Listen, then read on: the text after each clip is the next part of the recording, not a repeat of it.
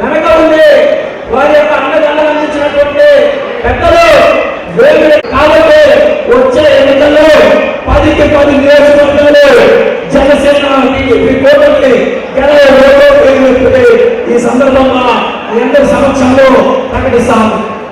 అంతేకాదు ఈరోజు కోవూరు నియోజకవర్గానికి కూడా ఒక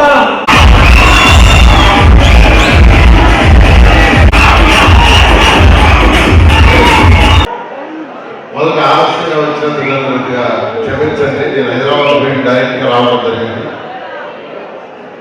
ఈరోజు మీకు అందరికీ తెలుసు, నెల్లూరు నుంచి నేను బీజేపీ, జనసేన, తెలుగుదేశం పార్టీ ఉమ్మడి అభ్యర్థిగా కంటెస్ట్ చేస్తున్నాను. అదేవిధంగా ప్రశాంతి మేడం గారు కోవూరు నుంచి ఎమ్మెల్యేగా కంటెస్ట్ చేస్తున్నారు. నెల్లూరు పార్లమెంటు సభ్యులుగా వేమిరెడ్డి ప్రభాకర్ రెడ్డి గారు కంటెస్ట్ చేస్తున్నారు. ఇప్పుడు నేను కానీ వేమిరెడ్డి ప్రభాకర్ రెడ్డి కానీ రాజకీయాల్లోకి డబ్బులు సంపాదించుకోవడానికి రాలేదు.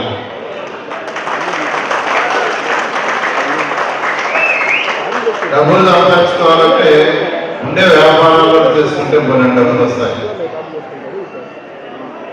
కానీ ప్రజలకి సేవ చేయాలనే దృక్పథంతో రావడం జరిగింది. వేమిరెడ్డి ప్రభాకర్ రెడ్డి గారి కంటే అనేక వ్యాపారాలు విదేశాలు ఉన్నాయి. కానీ ఆయన సేవ చేస్తామనే ఒక దృక్పథంతో రాజకీయాల్లో రావడం, వైఎస్ఆర్సీపీ పార్టీలో చేరడం జరిగింది. అయితే ఆయన కోరుకున్నది గౌరవం. ఎవరైనా ఒక స్టేజ్కి పోయిన తర్వాత కోరుకునేది గౌరవం.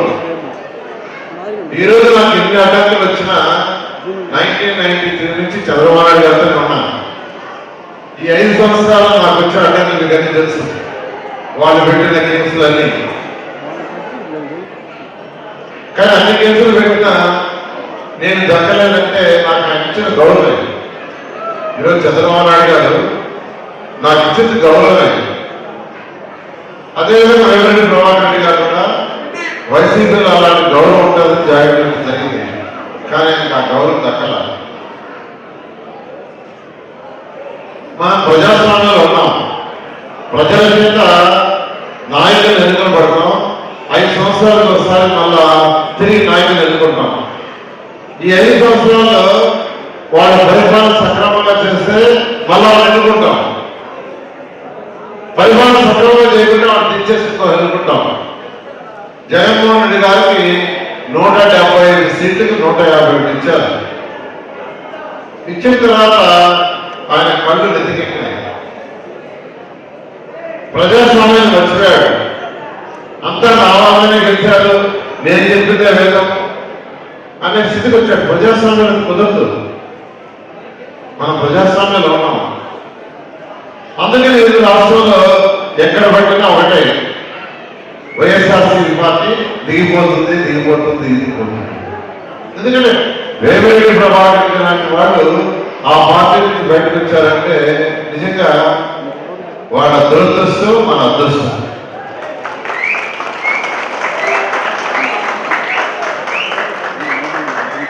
ఈరోజు నెల్లూరు సిటీ, నెల్లూరు నగరం 54 డివిజన్స్ మీకు తెలుసు.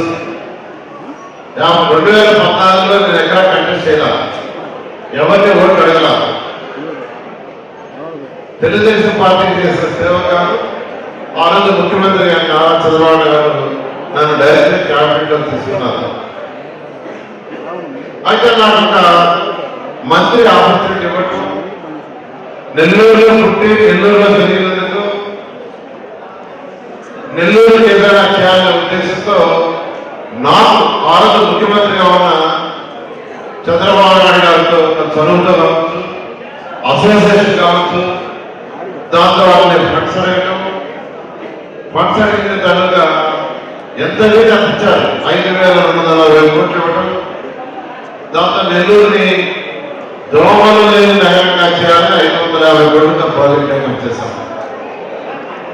రాబోయే 30 సంవత్సరాల్లో జనాభా తగ్గట్టుగా స్వచ్ఛమైన నీరు ఇవ్వాలని సంఘం బ్యారేజ్ నుంచి 550 కోట్లతో ప్రవర్తించారు. ఇంకా పార్కులు నేను చెప్పాలని అందరికీ తెలుసు.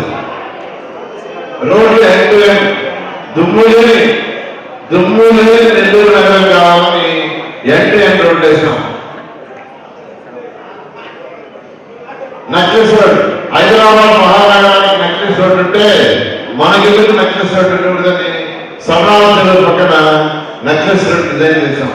ఇట్లా అనేక కార్యక్రమాలు నేను మీ అందరూ కూడా చెప్తున్నాను. ఎండ్ రోడ్డు ఏమని నన్ను ఎవరూ అడగల, నాకే నేనే చేశాను.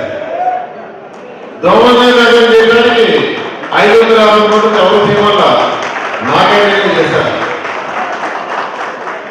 సంఘం బ్యారేజ్ నుంచి నీటి దమ్మని ఎవరు అడగ ఆలోచనలు ఎవరు లేదు, నాకే నేనే చేశాను. 43 పేదలకి కట్టమని ఎవరు అడగల, నాకే నేనే చేశాను.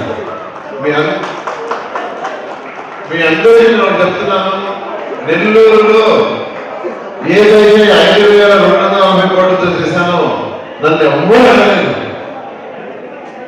నెల్లూరులో పుట్టి పెరిగినందుకు ఖచ్చితంగా నెల్లూరుకి ఏదైనా చేయాలనే ఉద్దేశంతో నెల్లూరు 54 డివిజన్లలో అన్ని కోట్లతో పనిచేయడం జరిగింది.